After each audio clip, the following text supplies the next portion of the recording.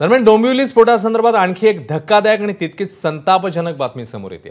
डोंबिवलीत स्फोट झालेल्या अमुदान केमिकल कंपनीने बॉयलरसाठी कोणतीही परवानगी घेतली नव्हती अशी धक्कादायक माहिती समोर आली आहे। कामगार विभागाने ही माहिती जाहीर केली आहे। स्फोट झालेल्या अमुदान केमिकल कंपनीत कोणतीही अधिकृत परवानगी न घेताच बॉयलर लावल्याचं उघड झालं।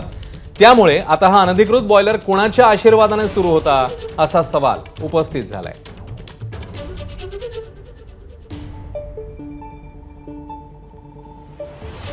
तर या कंपनीतला हा अनधिकृत बॉयलर आहे ही आता गोष्ट उघड झालेली आहे। कामगार विभागाने एक मोठी कबुली दिल्यामुळे ही धक्कादायक माहिती समोर आली।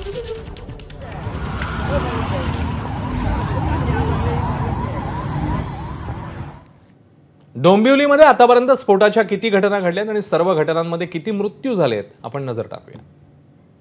जून 2011 ते जून 2016 कालावधी 5 वर्ष। आग, गॅस गळती, तेलाची गळती अशा 29 मोठ्या, 26 छोट्या दुर्घटना, मृत्यू 12।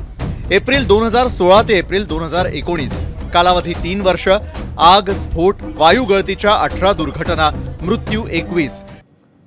डोंबिवली MIDC मधल्या 4 वर्षातल्या दुर्घटनांवरही एक नजर टाकूया। डोंबिवली MIDCतल्या 4 वर्षातल्या दुर्घटना। 2016 होलम organics private limited, Probase enterprises कंपनीमध्ये Nilambar drawing and bleaching company, Agarwal fabric private limited. 2017 western chemical industries private limited, KSL and industries limited, Gopal print and processors private limited, Indo amine private limited, आलुफिन कंपनी, मेट्रोपॉलिटन एक्झिकेम private limited, Jay industrial chemicals private limited, Zenith industrial rubber products private limited, Arya pharma lab limited. 2019 Shreeji lifestyle private limited, Vidya Vishwas industries, dot mood laboratories, Shreeji lifestyle. ABP Majha, उघडा डोळे बघा नीट।